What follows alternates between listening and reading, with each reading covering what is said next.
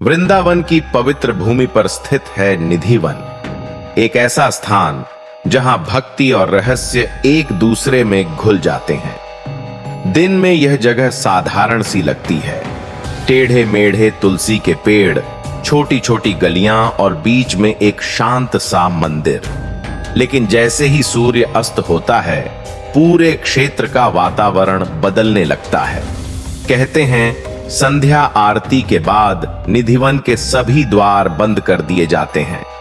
कोई पुजारी, कोई भक्त, यहां तक कि कोई जानवर भी रात में यहां रुकने का साहस नहीं करता।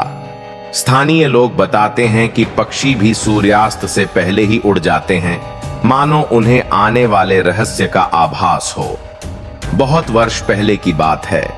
आगरा से आए एक युवक माधव को इन कथाओं पर विश्वास नहीं था। वह पढ़ा लिखा था, तर्क में भरोसा करता था। उसने सोचा, अगर कुछ नहीं होता तो लोग डर क्यों फैलाते हैं। उसने निश्चय किया कि वह एक रात निधिवन में ही बिताएगा। संध्या आरती के बाद माधव एक पेड़ के पीछे छिप गया। मंदिर के पट बंद हुए, पुजारी चले गए और चारों ओर सन्नाटा छा गया। कुछ समय बाद उसे अजीब सी अनुभूति होने लगी। हवा में केसर और चंदन की सुगंध घुल गई। तभी कहीं दूर से बांसुरी की मधुर धुन सुनाई दी, धीमी लेकिन हृदय को छू लेने वाली। धीरे धीरे पेड़ झुकने लगे, जैसे किसी का स्वागत कर रहे हों। माधव ने देखा कि तुलसी की डालियां रास्ता बना रही हैं। उसके पैरों में कंपन होने लगा। अचानक पूरा वन प्रकाश से भर गया। सामने श्याम वर्ण एक दिव्य स्वरूप प्रकट हुआ, मोर पंख, पीतांबर और मुस्कान, और साथ में राधा रानी। चारों ओर गोपियां नृत्य करने लगीं। वह रासलीला थी, ऐसी जिसे शब्दों में बांधना असंभव है। माधव आनंद और भय के बीच झूल रहा था।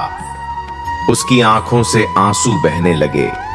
वह समझ गया कि यह स्थान तर्क से नहीं, श्रद्धा से समझा जाता है। अचानक सब कुछ शांत हो गया। बांसुरी की धुन थम गई, प्रकाश बुझ गया और फिर वही अंधकार।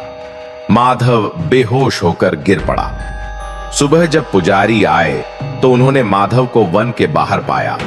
उसके बाल सफेद हो चुके थे और आंखों में एक गहरी शांति थी।